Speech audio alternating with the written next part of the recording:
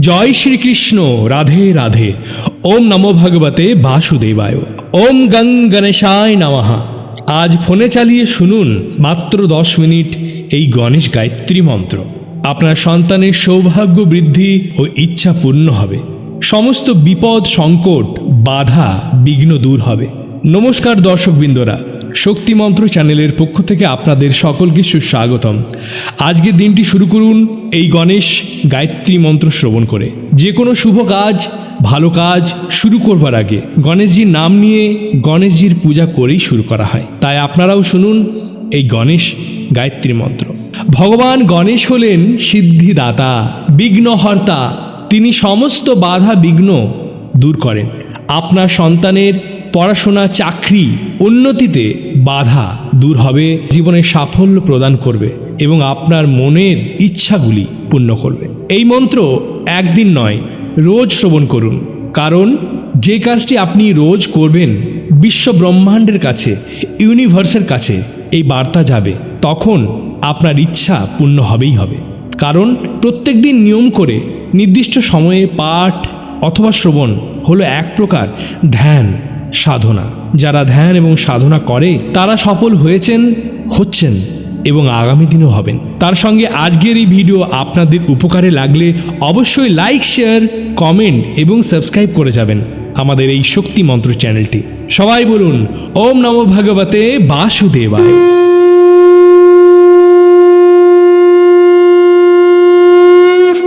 ओम एकदंताय विद्महे वक्रतुंडाय धीमहि तन्नो दन्ति प्रचोदयात्।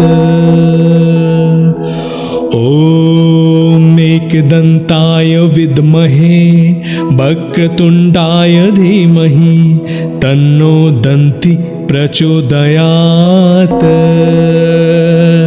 ओम एकदंताय विद्महे वक्रतुंडाय धीमहि तन्नो दन्ति प्रचोदयात्। ओम एकदंताय विद्महे वक्रतुंडाय धीमहि तन्नो दन्ति प्रचोदयात्।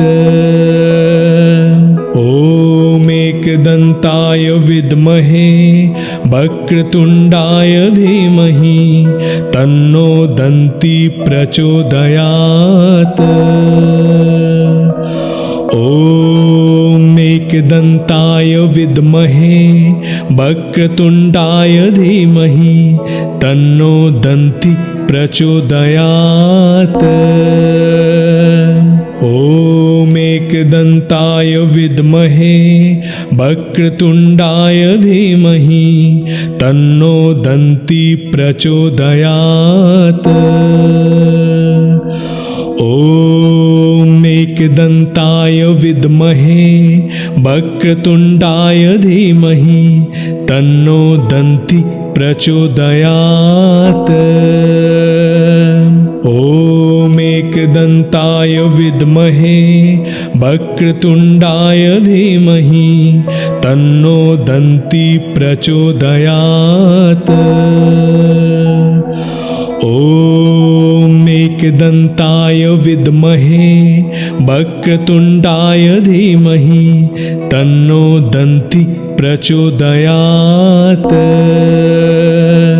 ओम एकदंताय विद्महे वक्रतुंडाय धीमहि तन्नो दन्ति प्रचोदयात्।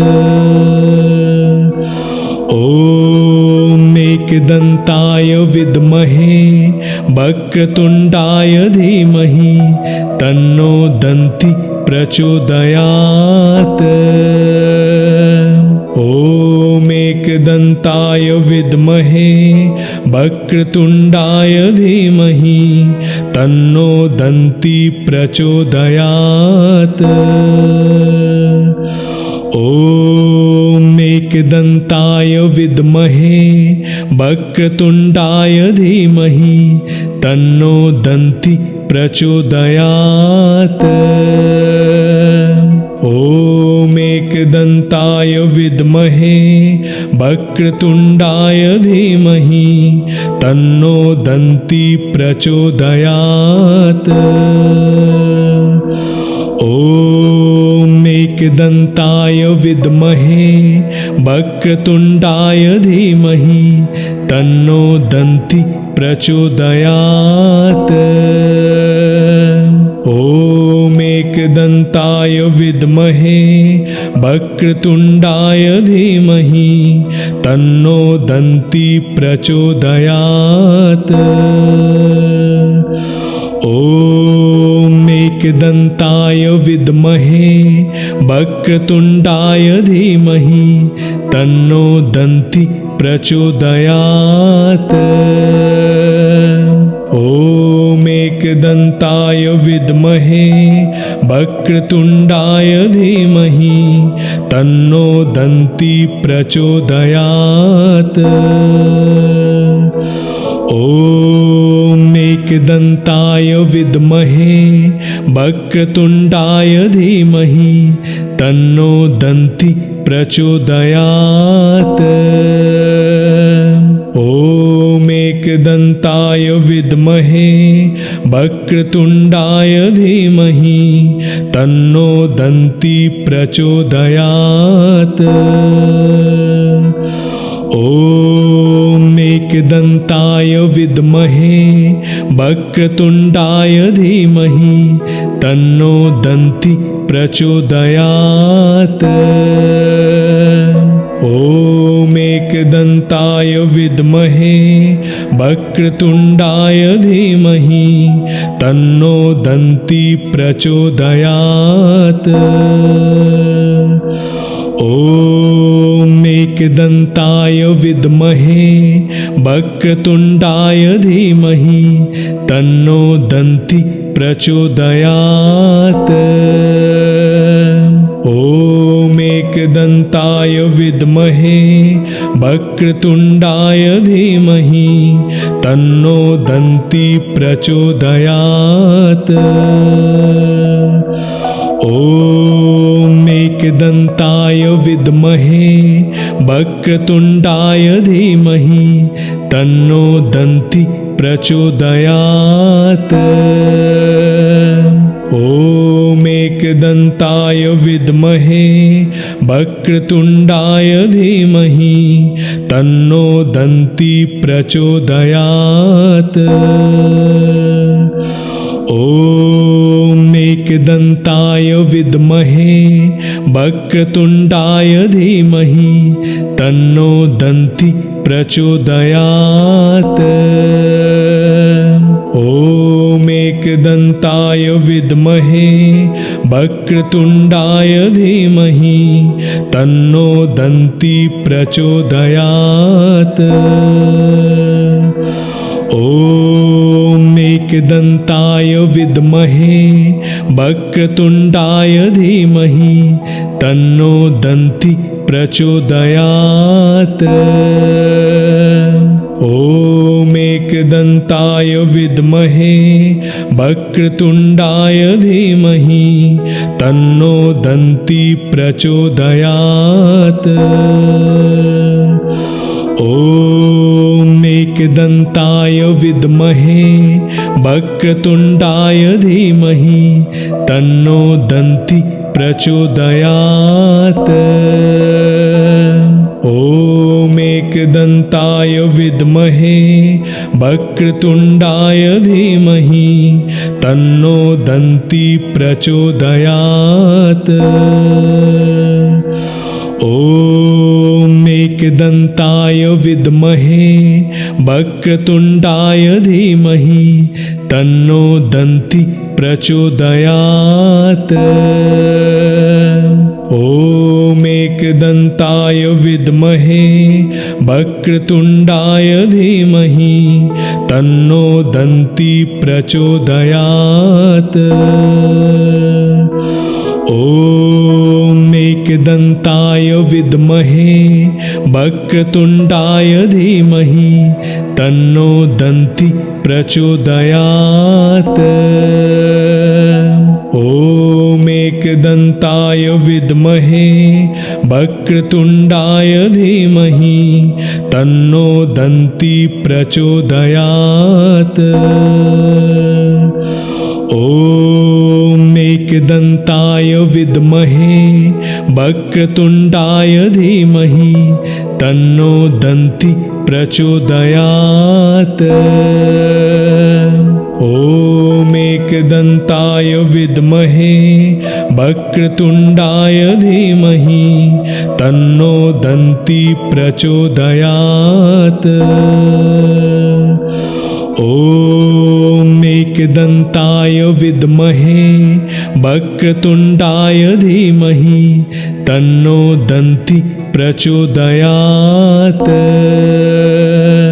ॐ एकदन्ताय विद्महे वक्रतुण्डाय धीमहि तन्नो दन्ति प्रचोदयात्।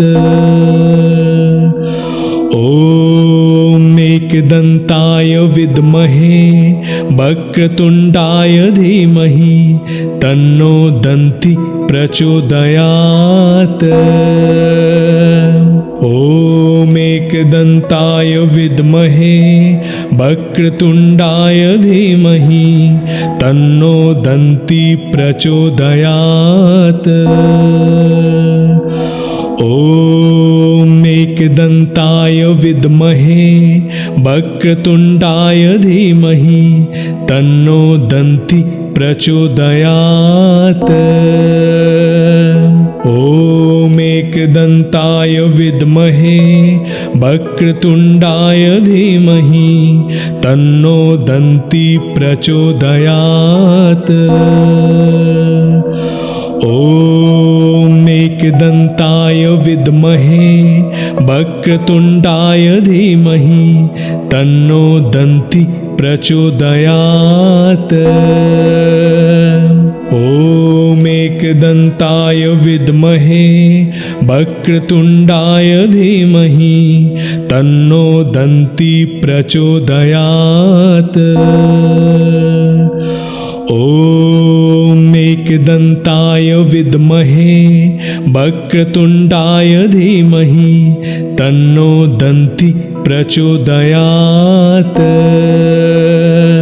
ॐ एकदन्ताय विद्महे वक्रतुण्डाय धीमहि तन्नो दन्ति प्रचोदयात्। ॐ एकदन्ताय विद्महे वक्रतुण्डाय धीमहि तन्नो दन्ति प्रचोदयात्। ॐ एकदन्ताय विद्महे वक्रतुण्डाय धीमहि तन्नो दन्ति प्रचोदयात्। ॐ एकदन्ताय विद्महे वक्रतुण्डाय धीमहि तन्नो दन्ति प्रचोदयात्। ॐ एकदन्ताय विद्महे वक्रतुण्डाय धीमहि तन्नो दन्ति प्रचोदयात्। ॐ एकदन्ताय विद्महे वक्रतुण्डाय धीमहि तन्नो दन्ति प्रचोदयात्। ॐ एकदन्ताय विद्महे वक्रतुण्डाय धीमहि तन्नो दन्ति प्रचोदयात्। ॐ एकदन्ताय विद्महे वक्रतुण्डाय धीमहि तन्नो दन्ति प्रचोदयात्। ॐ एकदन्ताय विद्महे वक्रतुण्डाय धीमहि तन्नो दन्ति प्रचोदयात्। ॐ एकदन्ताय विद्महे वक्रतुण्डाय धीमहि तन्नो दन्ति प्रचोदयात्। ॐ एकदन्ताय विद्महे वक्रतुण्डाय धीमहि तन्नो दन्ति प्रचोदयात्। ॐ एकदन्ताय विद्महे वक्रतुण्डाय धीमहि तन्नो दन्ति प्रचोदयात्। ॐ एकदन्ताय विद्महे वक्रतुण्डाय धीमहि तन्नो दन्ति प्रचोदयात्। ॐ एकदन्ताय विद्महे वक्रतुण्डाय धीमहि तन्नो दन्ति प्रचोदयात्। ॐ एकदन्ताय विद्महे वक्रतुण्डाय धीमहि तन्नो दन्ति प्रचोदयात्। ॐ एकदन्ताय विद्महे वक्रतुण्डाय धीमहि तन्नो दन्ति प्रचोदयात्। ॐ एकदन्ताय विद्महे वक्रतुण्डाय धीमहि तन्नो दन्ति प्रचोदयात्। ॐ एकदन्ताय विद्महे वक्रतुण्डाय धीमहि तन्नो दन्ति प्रचोदयात्। ॐ एकदन्ताय विद्महे वक्रतुण्डाय धीमहि तन्नो दन्ति प्रचोदयात्। ॐ एकदन्ताय विद्महे वक्रतुण्डाय धीमहि तन्नो दन्ति प्रचोदयात्। ॐ एकदन्ताय विद्महे वक्रतुण्डाय धीमहि तन्नो दन्ति प्रचोदयात्। ॐ एकदन्ताय विद्महे वक्रतुण्डाय धीमहि तन्नो दन्ति प्रचोदयात्। ॐ एकदन्ताय विद्महे वक्रतुण्डाय धीमहि तन्नो दन्ति प्रचोदयात्। ॐ एकदन्ताय विद्महे वक्रतुण्डाय धीमहि तन्नो दन्ति प्रचोदयात्। ॐ एकदन्ताय विद्महे वक्रतुण्डाय धीमहि तन्नो दन्ति प्रचोदयात्। ॐ एकदन्ताय विद्महे वक्रतुण्डाय धीमहि तन्नो दन्ति प्रचोदयात्।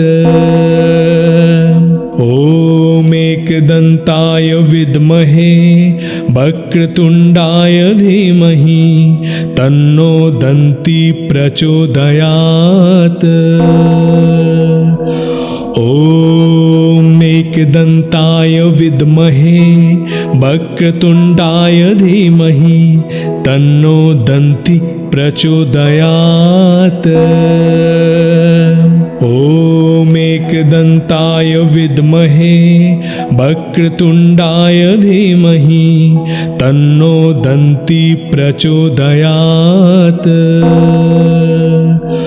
ॐ एकदन्ताय विद्महे वक्रतुण्डाय धीमहि तन्नो दन्ति प्रचोदयात्। ॐ एकदन्ताय विद्महे वक्रतुण्डाय धीमहि तन्नो दन्ति प्रचोदयात्। ॐ एकदन्ताय विद्महे वक्रतुण्डाय धीमहि तन्नो दन्ति प्रचोदयात्। ॐ एकदन्ताय विद्महे वक्रतुण्डाय धीमहि तन्नो दन्ति प्रचोदयात्। ॐ एकदन्ताय विद्महे वक्रतुण्डाय धीमहि तन्नो दन्ति प्रचोदयात्। ॐ एकदन्ताय विद्महे वक्रतुण्डाय धीमहि तन्नो दन्ति प्रचोदयात्। ॐ एकदन्ताय विद्महे वक्रतुण्डाय धीमहि तन्नो दन्ति प्रचोदयात्। ॐ एकदन्ताय विद्महे वक्रतुण्डाय धीमहि तन्नो दन्ति प्रचोदयात्। ॐ एकदन्ताय विद्महे वक्रतुण्डाय धीमहि तन्नो दन्ति प्रचोदयात्। ॐ एकदन्ताय विद्महे वक्रतुण्डाय धीमहि तन्नो दन्ति प्रचोदयात्। ॐ एकदन्ताय विद्महे वक्रतुण्डाय धीमहि तन्नो दन्ति प्रचोदयात्। ॐ एकदन्ताय विद्महे वक्रतुण्डाय धीमहि तन्नो दन्ति प्रचोदयात्। ॐ एकदन्ताय विद्महे वक्रतुण्डाय धीमहि तन्नो दन्ति प्रचोदयात्। ॐ एकदन्ताय विद्महे वक्रतुण्डाय धीमहि तन्नो दन्ति प्रचोदयात्। ॐ एकदन्ताय विद्महे वक्रतुण्डाय धीमहि तन्नो दन्ति प्रचोदयात्। ॐ एकदन्ताय विद्महे वक्रतुण्डाय धीमहि तन्नो दन्ति प्रचोदयात्। ॐ एकदन्ताय विद्महे वक्रतुण्डाय धीमहि तन्नो दन्ति प्रचोदयात्। ॐ एकदन्ताय विद्महे वक्रतुण्डाय धीमहि तन्नो दन्ति प्रचोदयात्। ॐ एकदन्ताय विद्महे वक्रतुण्डाय धीमहि तन्नो दन्ति प्रचोदयात्। ॐ एकदन्ताय विद्महे वक्रतुण्डाय धीमहि तन्नो दन्ति प्रचोदयात्। ॐ एकदन्ताय विद्महे वक्रतुण्डाय धीमहि तन्नो दन्ति प्रचोदयात्। ॐ एकदन्ताय विद्महे वक्रतुण्डाय धीमहि तन्नो दन्ति प्रचोदयात्। ॐ एकदन्ताय विद्महे वक्रतुण्डाय धीमहि तन्नो दन्ति प्रचोदयात्। ॐ एकदन्ताय विद्महे वक्रतुण्डाय धीमहि तन्नो दन्ति प्रचोदयात्। ॐ एकदन्ताय विद्महे वक्रतुण्डाय धीमहि तन्नो दन्ति प्रचोदयात्। ॐ एकदन्ताय विद्महे वक्रतुण्डाय धीमहि तन्नो दन्ति प्रचोदयात्। ॐ एकदन्ताय विद्महे वक्रतुण्डाय धीमहि तन्नो दन्ति प्रचोदयात्। ॐ एकदन्ताय विद्महे वक्रतुण्डाय धीमहि तन्नो दन्ति प्रचोदयात्। ॐ एकदन्ताय विद्महे वक्रतुण्डाय धीमहि तन्नो दन्ति प्रचोदयात्। ॐ एकदन्ताय विद्महे वक्रतुण्डाय धीमहि तन्नो दन्ति प्रचोदयात्। ॐ एकदन्ताय विद्महे वक्रतुण्डाय धीमहि तन्नो दन्ति प्रचोदयात्। ॐ एकदन्ताय विद्महे वक्रतुण्डाय धीमहि तन्नो दन्ति प्रचोदयात्। ॐ एकदन्ताय विद्महे वक्रतुण्डाय धीमहि तन्नो दन्ति प्रचोदयात्। ॐ एकदन्ताय विद्महे वक्रतुण्डाय धीमहि तन्नो दन्ति प्रचोदयात्। ॐ एकदन्ताय विद्महे वक्रतुण्डाय धीमहि तन्नो दन्ति प्रचोदयात्। ॐ एकदन्ताय विद्महे वक्रतुण्डाय धीमहि तन्नो दन्ति प्रचोदयात्। ॐ एकदन्ताय विद्महे वक्रतुण्डाय धीमहि तन्नो दन्ति प्रचोदयात्। ॐ एकदन्ताय विद्महे वक्रतुण्डाय धीमहि तन्नो दन्ति प्रचोदयात्। ॐ एकदन्ताय विद्महे वक्रतुण्डाय धीमहि तन्नो दन्ति प्रचोदयात्। ॐ एकदन्ताय विद्महे वक्रतुण्डाय धीमहि तन्नो दन्ति प्रचोदयात्।